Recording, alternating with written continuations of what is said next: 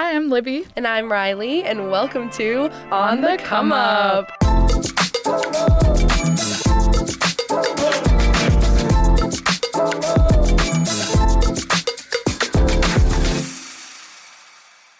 Welcome back, besties. Hi guys, welcome back. We are so excited to bring you some more awesome guests this year. And today we have pretty much the most awesome person I know in real life. We have Taylor Shine with us today. Yes. Thanks for coming on the show, Taylor. Of course, it's a pleasure. Thank you for having me. Oh my gosh, we cannot wait to hear all about you. But first, give us some background. Give the listeners some background. Okay. Talk about your growing up experience. So kind of anything before college. I grew up in the Springfield area, and then around middle school I moved to West Toledo.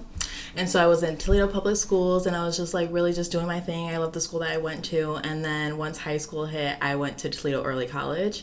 And so that's when I went on to the program expecting to graduate early, or to be on campus, and I love the track, but at the end of the day, I was like, okay, this seems like a lot, and I'm not sure if I can handle this and thrive and be my best self right now. So I decided to go back to public school, and I was kind of just badgering myself because I was like, I really want to continue on that track that I was at, and I can see other people doing it. And so I decided to tell my mom about it, and she just believes in me so much that she was able to reach out to the dean of all the schools and was able to get me in contact with someone who does the same thing for the public schools. So I was able to be on the same track with everyone, and I ended up being on campus for my last 2 years of high school. That's awesome. Yes, thank you. And I ended up graduating with my bachelor's in psychology at the age of 19. Wow. Yep. That's incredible. Thank you. Yes. And I just love psychology and everything, and that's just really where my heart lies. And so, yeah, it was just an amazing experience to really learn that at such a young age. So. Yeah, absolutely. Yeah. Well, we have two young graduates here because Libby did the same type of thing. Wow, great. Yeah. I love that. It is such a good experience, but you do have to really push yourself to work hard. Right. So. You really do. Yeah, definitely. So you said psychology, so then talk to me about how you kind of took that and then entered into this creative space. Okay, yes, I would love to. So, well, kind of to jump back a little bit, I've always been creative, and so I've always been had my own little businesses as a kid. So I was selling bows, selling friendship bracelets, selling anything that I can, and that was just my main thing to do. And so I just always had that, and I had off-brand Photoshop apps, and I would just put the Disney logo on my pictures and just do creative stuff. Yes. Oh my gosh, it was so funny. Disney sponsor her. Literally, please. But yeah, it was really just me expressing myself, and so my mom really supported me in that. We would always just go to Michael's and get just random stuff for different crafts, and I just would follow all the tutorials. She kept all my duct tape wallets, kept all my duct tape pens and everything, and I just loved that. And so moving into how I got into psychology and then this, I just wanted to really kind of still express myself, and also I was a little bigger, I was a little overweight, and so I ended up losing a lot of weight reaching to college. And so that's when I was networking, reaching with friends while I was also going to school, doing the psychology work and doing all of that, and really finding myself through that. And so because of that, I was able to kind of mentally okay, I want to personally grow. And so I was taking my everything that I was learning in my classes, applying it to my real life. So I was talking to my mom. She ended up telling me about our family, our history and everything. And it was just a very good bonding experience for me and her. And then I started working on myself. And so I was able to network and meet really great, amazing people. And so I met my first photographer friend. Her name is Maddie Contact. I love her. She's in Columbus right now. Yeah, and so she really brought me out of my shell, and she started taking she helped me take my first really good pictures that I felt confident in and whatever. And so I was okay, I really love this. This is amazing. That's awesome. Right. And so then I just started meeting more photographer friends. It was really funny how that happened. And so then I started taking pictures and stuff like that, and then it turned into photo shoots, and I was okay, now I can make something at a higher scale maybe, but at a lower scale, if that makes sense. I can make it happen with little means. And so I was I can plan all of this. I know I can spot what I like and what I don't like. And so I started doing that, and I was traveling to Detroit because I found like there was a lot of creative people that I loved on my Instagram that were there, and I just started like networking on there. And I'm not like very much a like extroverted person, so I was networking on Instagram. So I was following everyone, looking through all their followers, following them, and like, you know, just really getting myself out there and like booking photo shoots with photographers and like bringing more to the table, you know, and just like being like, okay, I have this idea, I'm gonna get all of this stuff, can you just take the pictures? And like everyone would be like, okay, yeah. And so it got to the point where like the projects were getting bigger, the concepts were getting bigger, and the quality was getting like a lot nicer. And so I was meeting so many amazing people, and I was just really making a name for myself in that type of sense, and creatively, and constantly having an outlet. And I was just constantly posting, and it was just like on a rotation. So I'm just like, okay, well, this is a way I can express myself. And so yeah, at the same time I was working on my degree, and I graduated and got that finished, and I still wanted to continue being a student because that's all I knew. And I was like, okay, what is life without being that? So let me just go to grad school. And so I went to grad school, and I was in I switched my major to social work, and I kind of met like some like professors or whatever, or like some classes where I just felt like I really want to help people. I can't do the regulations and the guidelines and all of that if I truly want to like do what I feel like my heart is called for. Yeah. And so I decided to like take a little step back, and I'm like, okay, what am I doing right now? Because this is a lot of money. And like also I need to like make sure that I'm like thriving in a way. Like that's always been like a really big point for me after I like got my degrees, to make sure that I'm like constantly like upgrading myself personally, and just like keeping on point with that. And so I was trying to think like, okay, if I'm not a student, then what am I, type of thing. And I'm just like, okay, like what's gonna happen? So like, okay, maybe it's just like the major that I'm in. So I switched to women's and gender studies, and I did that because when I was a child, my mom was very like pro-women. Like that was a very big thing for me. We always went to protests. She always like was fighting for women.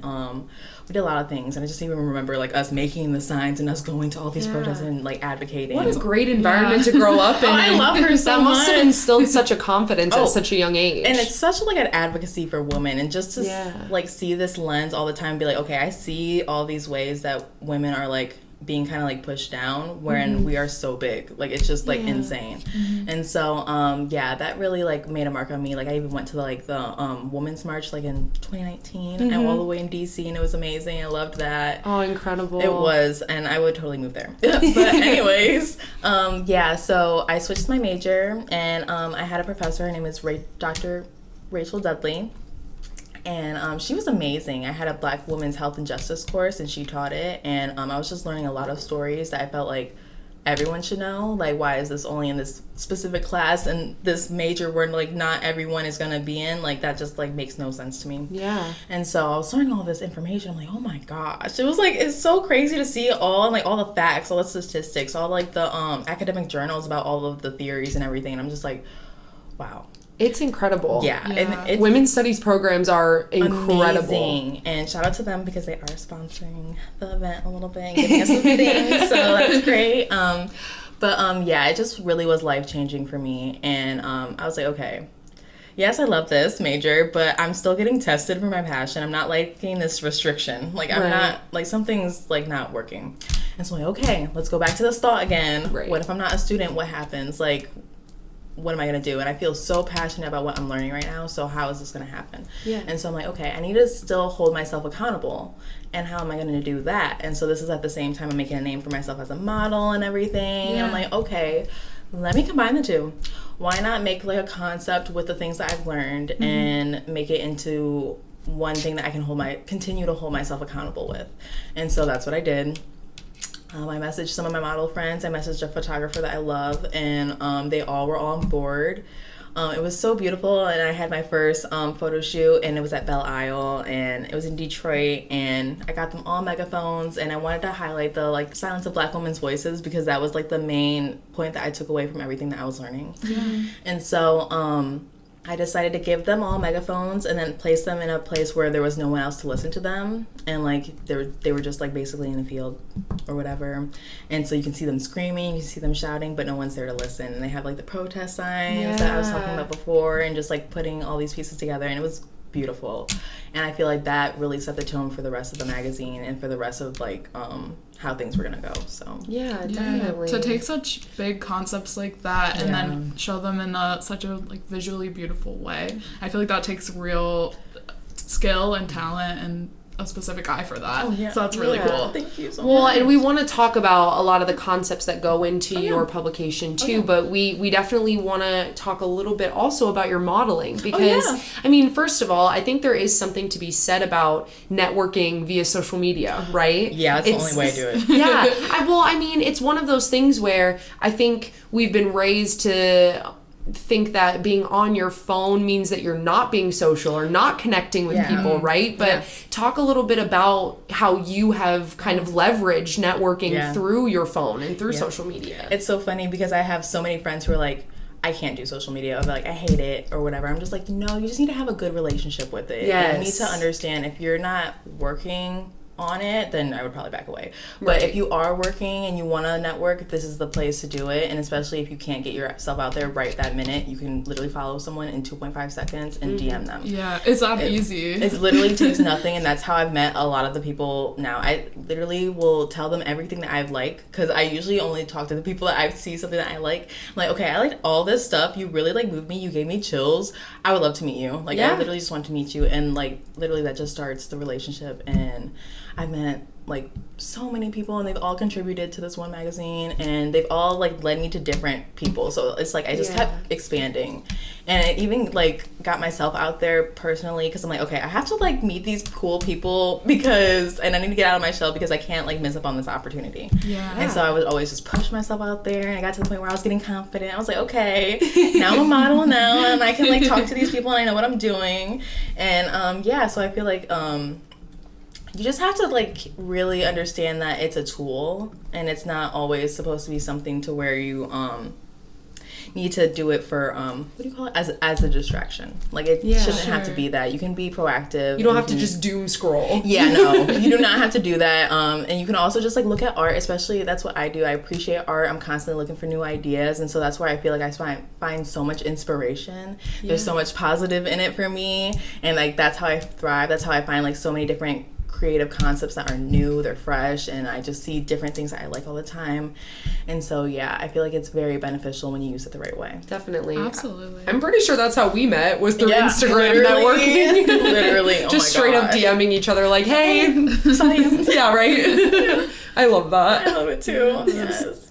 So going back to kind of modeling, tell us a little bit about how you prepare, what kind of jobs you're taking, and kind of what that means to you. Okay, great. I kind of took like a step back from modeling right now, but usually what I do to prepare is like I will like take the whole morning to myself, and I will literally kind of like just pamper myself, and I will get ready. I'll take like a nice little shower, and I will like lotion up, get everything together, and spend extra time on my makeup, and make sure that I have this big huge bag that I literally take with me every time, and I pack with like all the shoes, all the extra accessories, because after this whole time I built like a whole closet of things, so I can bring all this stuff. I'm like, oh yeah, I'm prepared. Oh, if there's another girl there that needs something, I have it. It's ready for you. Take it, please. That. And so I like just make sure that I'm overpacking, and then when I'm directing sometimes, or even like making my own shoots, I'll like have a prop, and so I will like spend like a whole like week before making that prop. I will research it. I'll probably go on TikTok and see like one person do it and be like, okay, yeah, I can do that. Yes. Easy. Okay, peasy. DIY. Literally, I literally made a flower out of chicken wire felt and tissue paper. And it was gorgeous. It was a huge flower, and it was beautiful, and I got to pose with it and everything. Drop the tutorial, babe. Oh, it's on there. It's on my Instagram. It's on my Instagram reel. So if you want to go see that, please do. I just try and fit everything into my car and just prepare for like, usually because I'm going to Detroit, it's like an hour-long drive, so I'll just go there. And then I'll get gas before and just head there. But that's pretty much what I do. I love that. A little ritual. So yes. I think I forgot to answer your other question about what kind of jobs I'm taking. So I am not signed. I will say that. I do everything myself because I feel like I can network enough to be able to do that. And so I usually take jobs that people come to me for if I'm taking a job. Other than that, I'm going to them and I'm saying like, hey, I had this idea, do you want to be on it? Like, do you want to do this with me? And they're like, oh yeah, sure. Because at the same time, I feel like a lot of models and people like kind of like expect to like work with photographers and not really bring much to the table and be like, okay, I expect you to like bring everything to me, like from the photographer when they're only there to like take the picture. Yeah. And so I like bring my ideas. I will have like a whole pitch deck. I have everything like laid out, and then I'll bring all the props. I'll bring all the outfits, everything, and all they have to do is shoot it. And so yeah, that's basically how I like get most of my jobs and everything with other people. Well, they're not really jobs, but they're like collaborations. Yeah, absolutely. And I just love it. It really allows me to express myself and for them to even like shoot different like concept, different ideas, and something that maybe might be more in depth, and then maybe inspire them, you know. It's very mutually beneficial. Yeah, that's where I always try to make things always mutually beneficial, because at the end of the day, like, we're both working towards something. So absolutely, I try. And there's a lot that I've got through networking. So I've like modeled for like Thread Beauty, I've modeled for Urban Skin RX, I've been like in Target, I've been on the Ulta website too. Yeah, I think that just networking and just getting anything that I can that way is how I've been doing it. Awesome. What has been your most exciting modeling gig that you've done? I will say that probably the two that I just mentioned, I feel like those were like the biggest, like, because they were brand shoots and like, okay, wow, this is like really serious. I love it. Yes. And I got to meet Roscoe Spears. She's amazing. She's the creative director for the Lip Bar, and she's been such a gem. Like, she's even like, see, this is the thing with networking. Like, if you're in a space and you find someone who's doing what you want to do, reach out to them. Yeah. And so that's what I literally did to her. I got her email and I reached out to her. I was like, hey, I love what you're doing. I want to creative direct. Please let me shadow you. Let me speak to you. Let's have a meeting or something, whatever. And so I had a meeting with her. And then I remember her asking me if I wanted to help with like a shoot. And so I ended up doing that. And I got to like help with like the production and everything. Oh, wow. And so that actually led me to be able to do the launch campaign that I just did now, because I was so inspired by that. And so yeah, it's just like a never ending roller coaster. Yeah, no, I love that. Yeah. And so, I mean, you started to talk about your launch event, and I want to get there, but let's talk about what you're launching, which is Empower. So talk a little bit about what Empower is. Okay, oh my gosh. So basically, Empower is it's a magazine I will say first it started off as like a digital magazine, and it was to like showcase everything that I was learning in those classes in a way that people weren't thinking that they were learning. They were more so looking at a pretty picture and some words and be like, oh wow, I just learned something after looking at all these beautiful things. Right, yes. And so I wanted to secretly educate people, and that's like kind of like where I built the magazine from. And so now it's like a print copy, and that's basically what I'm launching. But the whole premise is to really highlight women of color and their stories and our culture and the diversity of it. And so I'm trying to like find different models or different people who have different cultures that people have not like even thought of or even heard of. And so I think it's so beautiful, and I get to learn all of these different cultures along the way. I get to meet so many beautiful women, and their stories are amazing. And so as I'm making this print copy, I'm like putting in all these quotes in and like their stories and everything. I'm just like, I like get chills even looking at it. I'm like, wow, this is beautiful, this is amazing. So like I'm really excited to showcase that. And so yeah, I try to bring in like some facts into it too, and just really try to educate people on these topics. Well, so, it's such a beautiful way to kind of pay homage to a lot of different things. Like within yourself, that creativity and your passion for people and reaching out to people and connecting with them. But then also these stories, like you said, they're so important. Literally. And that's what keeps me thriving, and that's what keeps me going. And it doesn't even feel like it's work or anything, and I just keep doing it because I'm like, I feel like this is something that needs to happen, and it's something that I need, and it's something that other people need. And just to like see these things and the messages that I get of like other women be like, wow, I feel seen, and the things that they say, and just like even the models being like, wow, thank you so much for actually like showcasing us, like and for me being a model too, I can see like how models can be pinned as like objects, or they're just like art pieces that you like whatever do, and it's just like we need to get away from that. And like I just want to give these models a voice, and especially because they hold so much tradition, they hold so much culture, there's so much generations like behind them, and to level that up is just amazing. And that's exactly what I was learning in my classes. And so to do that myself is just like such a big like full circle moment. So that's beautiful. I really love that. Thank you. So I want to talk too about kind of the logistics of it. I know a lot that goes into print and the digital side. So tell us a little bit about how you decide all of that content. Okay, great. So basically, I'm a one-woman show, and I have like a rolling basis for my teams, and so because I want to showcase different people, highlight different things, and do things like that. Just keep it on a diverse level.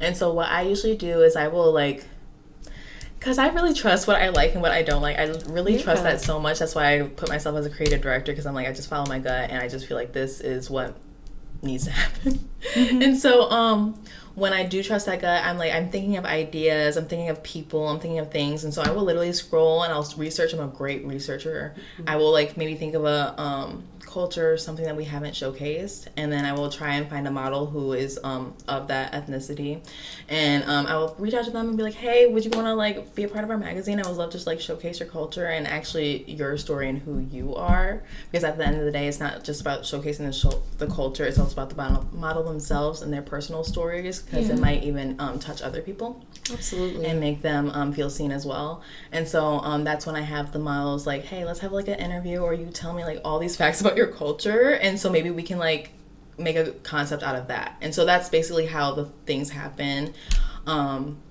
I love that. It's not you're just, you post for this. It's you're really working to get to know them from the start. It's a collaborative concept creation, which is really cool. This whole thing is collaborative. That's what I want. That's why I say I don't even have a photo shoot of me on there. That's not what this is for. It's for these women's story. It's for them. It's for all these women who are creative, even behind the scenes working on it too. It's for everyone to really express themselves, and it's such a safe space. So I love that. Oh, thank you. And so so how I basically reach out to them and everything. And so after we create our concept and everything, I will go ahead and I will scout for different photographers, different makeup artists, different hairstylists who maybe would be interested in working with us and working for the cause of showcasing women and stuff like that. And so when I find women who are on board and so talented and willing to collaborate on these types of concepts and photo shoots and campaigns, it's just amazing. And so I will get all of us together, I'll put us all in a group, and I'll be like, hey guys, and I'll be like, okay, this is my routine now at this point. So I'll let everyone know that I will probably be making a pitch deck. I'll get everyone's availabilities, and we'll do all of that, and then we pick a date, time, and then okay, I'll get back to you guys with this pitch deck, and then I make the pitch deck, I show it to everyone, and then everyone's on the same page, everyone knows what they're doing, and then I constantly check in with the model, make sure she's okay, I check on the photographer, make sure they're okay, I book the studio, do whatever I need to do, so it's not too much for anyone. I appreciate every single woman who has touched this piece of art. There's been so many things that these women have done out of their way just for the cause, which really means so much to me. It makes me cry thinking about it. I just cannot, and I'm just one of those people who have a hard time for even asking for things, so that's why I really strive to make sure that it's mutually beneficial for the both of us. Yes. And so we love when a creative pursuit helps you learn something. Oh yeah, I've been in so many situations where I'm okay, I know how I want to be as a person and as a creative, so luckily I feel I'm the type of person who would be great in a leadership type of position. So that's what this magazine allows me to do. Exactly. And so after the pitch deck is done, everyone understands their roles, we go to the studio, and that's when we make things happen. That's amazing. Yes, and then after that I'll touch the graphics, and we'll get everything on Instagram, and then get it ready for the print. So and this is a little bit of a tough question, because I think it's going to end up being a case-by-case basis. Okay. But one of your big pursuits with eMPWR is you're trying to blur those lines between history and then our modern day culture. Yes. And you talked about it a little bit before too, but how do you find that balance of shedding light on these big historic issues while then still bringing it to a modern audience with that fresh lens? Yeah. So basically what I do, I feel when I'm talking to these women, they're Gen Z. They're literally women who are literally our age and who are able to tell these stories in a way where it's personal to them. So it's not just the history, it's themselves too. So it combines the two at the same time. And so I take the history, but I also, because I'm, like I said before, I'm always on Instagram, I'm always looking for new things or whatever. I get so inspired by that I combine the two. So it's like meshing the history, the generations, the tradition with all like the new stuff that I'm seeing, all the creative concepts, all the photo shoots, everything, and just meshing the two together. I feel like once I like really think about it and I brainstorm and talk with the model and create something special, I feel like that's when it really like fuses together. Yeah, absolutely. Absolutely. Well, and I mean, people might think that it's a little bit easier said than done because of history's influence on our modern day culture. But I mean, you know as well as anybody, a picture can convey 1,000 words, but you have to know what to put in that photo. Literally. So trying to find that line, I absolutely commend you. That's incredible. Thank you so much. Thank you. I appreciate it. Yeah, and in that kind of same thing, your visuals are so beautiful, truly. Thank you so much. And I just want to know, like, what some of your favorites have been that you've put together. Yes. I will say, for starters, the first photo shoot I did, that was my absolute favorite. And I tell everyone that because just, like, so beautiful. I bought all the models and the photographer, like, all flowers because I was, like, so thankful that they even believed in me, like, from the start. That's so sweet. Yeah. I just cannot, like, I'm so thankful for everyone who's, like, really has touched all of this. In one of the models, I had them all come up in their own outfits. This is before I really did the styling and everything. And so one of the models showed up in this bright green blazer. And I was like, oh my gosh. I was like, well, I love it, but I'm like, I don't know if it's going to work with the concept. Like, what's going to happen? It looked great. She looked amazing. I loved it. And one of the models came in like kind of like a darker tone of that color. So I was like, this is amazing, beautiful.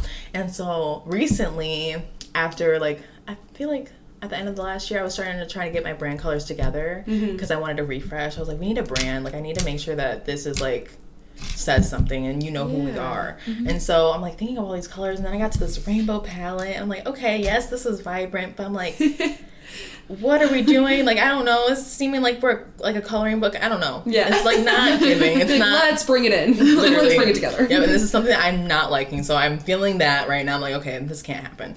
And so then I'm like looking, and I'm like, okay, that first photo shoot was like literally us. Like, that was everything. That was our brand. That was everything. And I just want to like put it into a palette. And so I literally put that picture into like an Adobe thing where they like picked the colors out. And I was like, there's 3 of these colors. I'm like, okay, let me add to it some of the other colors that I thought were gonna look better in there, and that's how I made the color palette.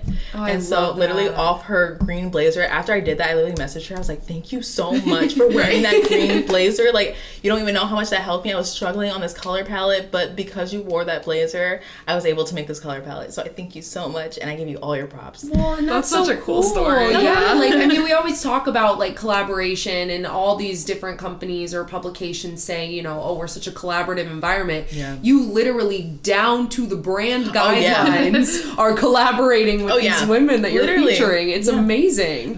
Like, this is so much more. This is not me at all. This is all about women. That's what this whole magazine is about. Yeah. And actually giving us the voice. Like, I'm crediting all these women. Every single person that has touched this is getting credited, because nobody, who is doing that? All these magazines don't credit any of the photographers or anything like that.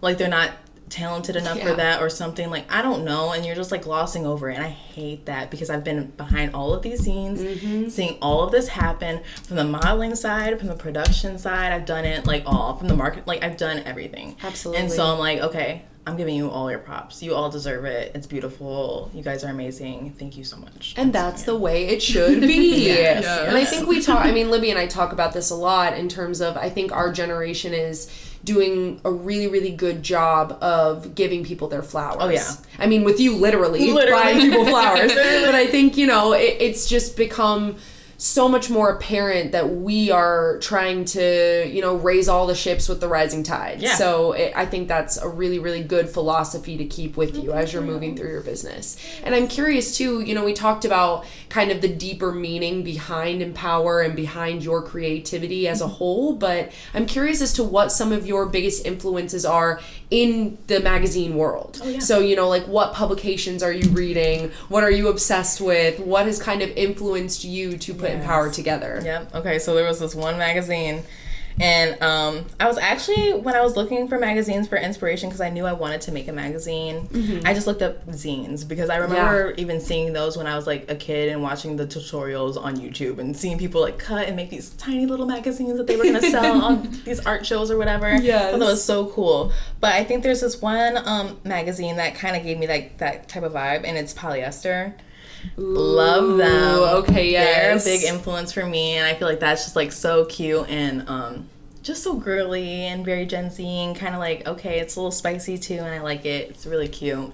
I know this isn't a magazine, but I also worked at Pink for like 2 years. I love that. And I was sitting in the front, and I was constantly watching their brand campaigns all the time. I was like, oh, I love this vibe. They all seem like they were having fun. It's all younger women my age, and I'm just like, oh my gosh, this is so cute. And they're all like promoting like body positivity and all of that. I'm like, this is amazing, and I love that they make it look so fun, and so because it doesn't have to be so serious all the time. We can have fun, we can celebrate ourselves and be great. God forbid women have fun. Literally. God forbid. Oh my gosh. And so that's why I'm like, those are just like my big huge inspirations, and I just love it. And I love looking on polyester things and just finding different stuff. There's also a whole bunch of like zines on like Adobe's Behance.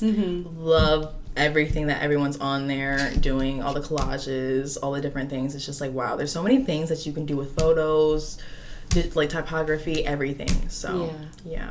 Oh, that's amazing. I love it. Yes. Obviously, we're talking about all these amazing things, which is great.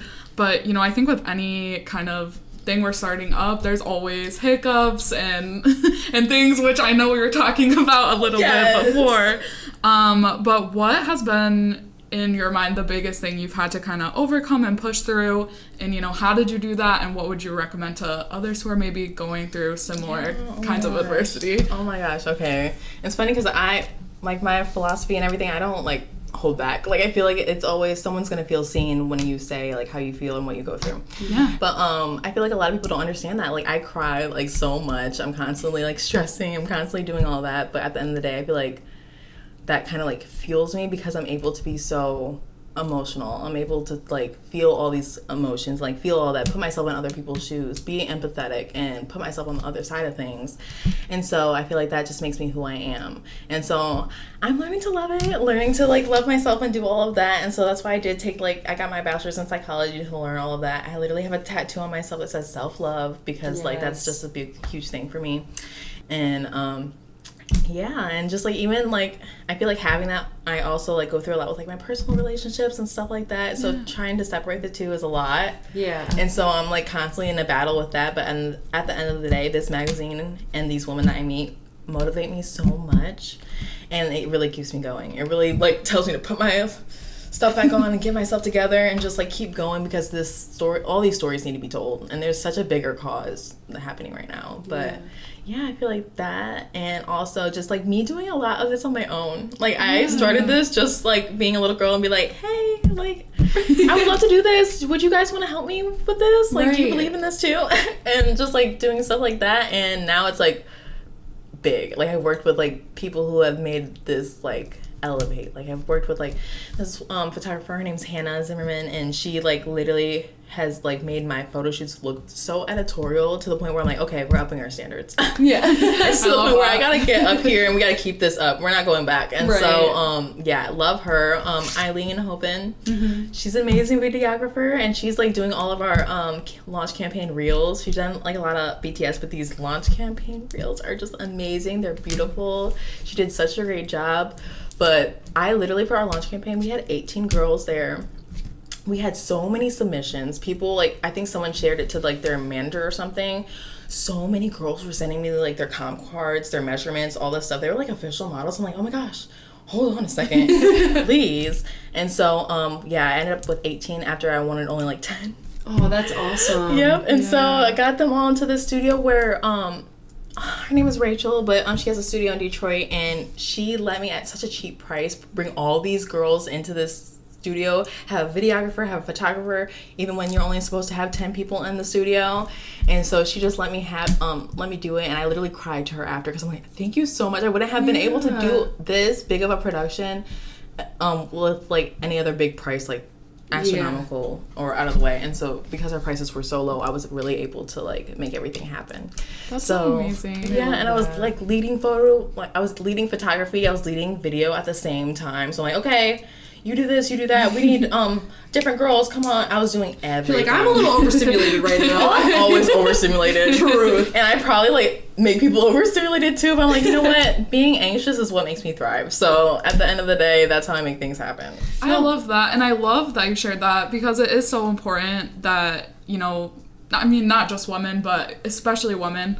I feel like we are so in tune with our emotions and just being able to pour that into your work.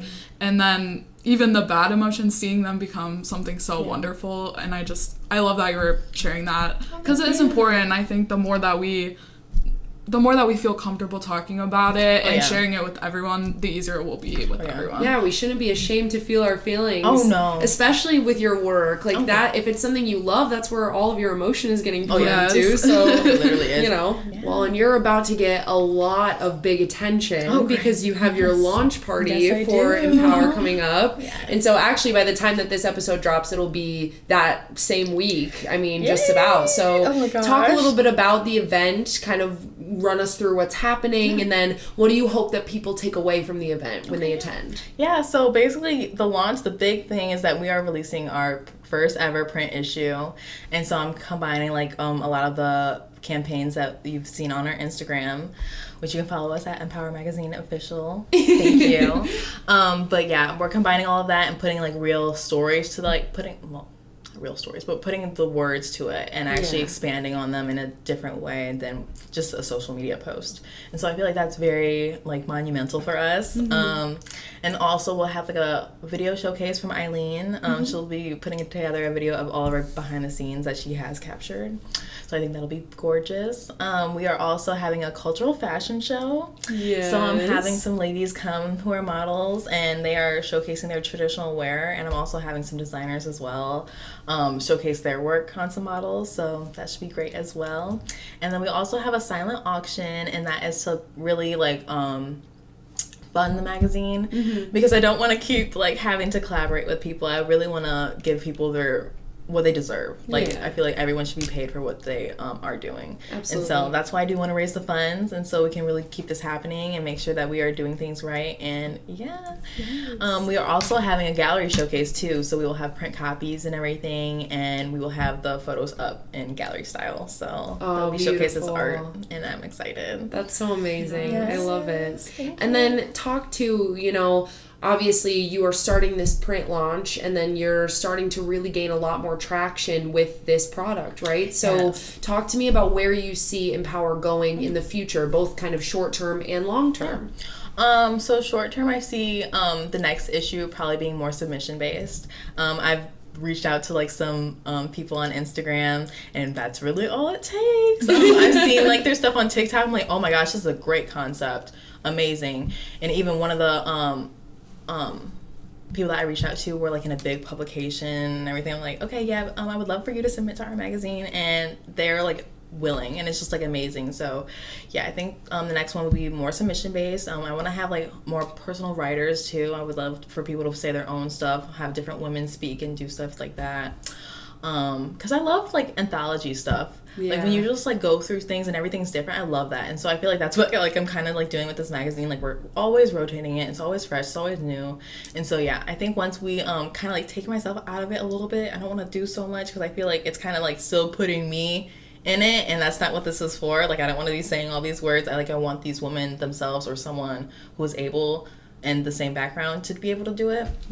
So that's basically where I see things going for the magazine, in like a short-term aspect. But for long-term, I feel like my main goal is to travel, and I want to meet so many different women. I want to be able to document it, and I want them to be able to get their voices heard, and instead of like relying more on like the history of things, more going to the present, and more like being like maybe like not news focused, but like starting to like get like more relevant news out there, like about women and about things that we're going through, because there's a lot of things happening right now that I wish that I could cover, and I wish I had the means to be like, okay, this is happening right now. I wish everyone was listening to this, because not everyone is following all these feminists, all these intersectional pages that I'm following, and like seeing all these things, and I'm getting like email blasts about all these like laws that are happening, all these rights that are getting taken away, and it's just like everyone needs to know what is happening. Like, it just can't be like underlying and why only the people that are subscribed are getting this information. Like, no, that should not happen. And so yeah, and I mean, I think especially we live in a community that is very accepting and very collaborative and wonderful, and so I think sometimes we can fall prey to being in our bubble and not really paying attention to the fact that things are happening and it still does affect us. Right. So that is definitely something to consider. And I mean, we are lucky for where we live. Yes. But at the same time, it is not a time to rest on our laurels. No, and it's not the same case everywhere, because even like my boyfriend now, he travels a lot, and so he goes to like a lot of countries, and he always tells me, he's like, you have to understand, like, there's so many people in other different situations that don't have it as good as we have it right now. I'm just like, I haven't traveled a lot personally, so I don't know everything, and so that's why I feel like once I do go out of my comfort zone, it's going to be such a huge thing for me and so monumental, and I know I'm going to want to be like, can we please get this out there, because other people need to hear what you're saying right now, because like this is not, I mean, my Instagram, like our following is like mainly for people who like love like beautiful things or whatever, like that'll usually gauge someone in, but once they get into it, they're like, okay, we're being educated right now, something bigger is happening, and so that's why I love how like I kind of curated things. So. I love that. That's awesome. Well, we're really excited for you. Thank you so much. I appreciate it. And you know, because this is a podcast that is geared both, I mean, to any generation, but we want to reach a younger audience who are trying to learn from other young professionals in the area. Yes. So before we get to our Roman Empire, we like to end with our advice. Oh, yeah. So for any, young professionals, tell us what you have for them. I would say just put your foot out there, just do it, and reach out to those people. I said this like multiple times in this podcast, but I feel like, just really just message someone. That's really all it takes. Even just following them and just liking all their stuff and be like, wow, commenting, showing what you do like about their stuff and just making it personal. It's not like you're just seeing their stuff and just being like, oh, that's cute. No, like, you just need to actually, like, look at what they're doing, because they're a person, too. Like, when you see a creative, they're putting their all into whatever they're doing. So, if you even just give them their props a little bit and just showcase that, you can start a whole relationship, so... And you didn't think we would leave without a Roman Empire. So, for those of you who have been living under a rock, a Roman Empire is something that you cannot stop thinking about, and we are ready to hear yours. So, Libby, you want to kick us off? What can I not stop thinking about is Doechii at Paris Fashion Week. Absolutely right. I love it. She has been popping off in her music lately, and it seems like gaining a lot of traction, which she so deserves. And then I feel like sometimes artists take a second to kind of find their style, or maybe fashion is not their main priority, but she has been looking absolutely stunning and just so much artistry in her clothing, and I just loved it. I loved everything about it. You could tell she's really putting in the thought and the effort to like kind of figure that out. Yeah, it's not lazy. It's not just like, oh, here's a designer piece, throw it on, go. No, it's so thought out, from the hair, the makeup,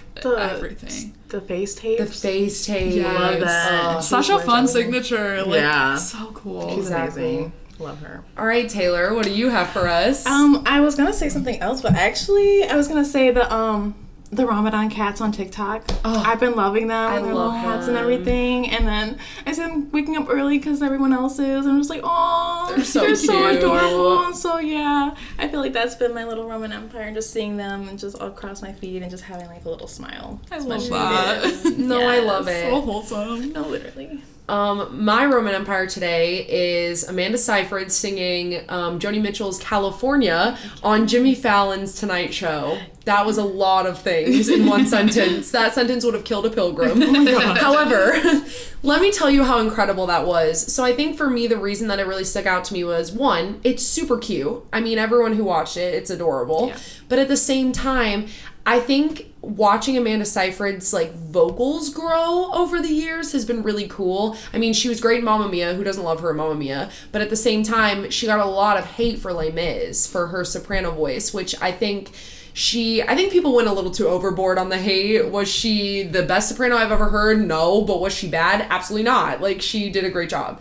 So I think what's really awesome for this clip is one, it's wonderful, and two, it's kind of vindicating her because she is now trending for her voice in a positive way. And I think that's really good. Like she's eating, and I love this for her. But yeah, the clip is super cute, and the crowd reaction was so me. I would have cried on the spot. She was great. Beautiful.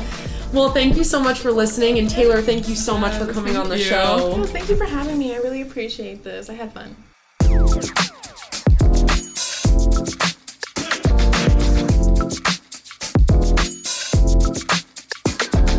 We want to thank Taylor Shine, our guest on today's show. We're your hosts and producers, Libby and Riley, and our executive producer is the incredible Chris Piper. If you have any questions, comments, or you just want to listen again, go to wgte.org/comeup or wherever you stream your podcast. Bye, besties!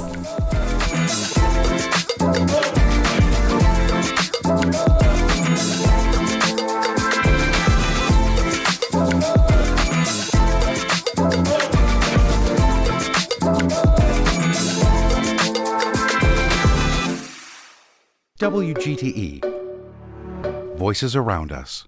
WGTE is supported in part by the American Rescue Plan Act funds allocated by the City of Toledo and the Lucas County Commissioners and administered by the Arts Commission.